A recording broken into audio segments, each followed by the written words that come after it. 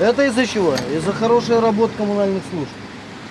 Сколько существует улица Рокоссовского, столько здесь при дожде, при любом. Вот такое вот случается.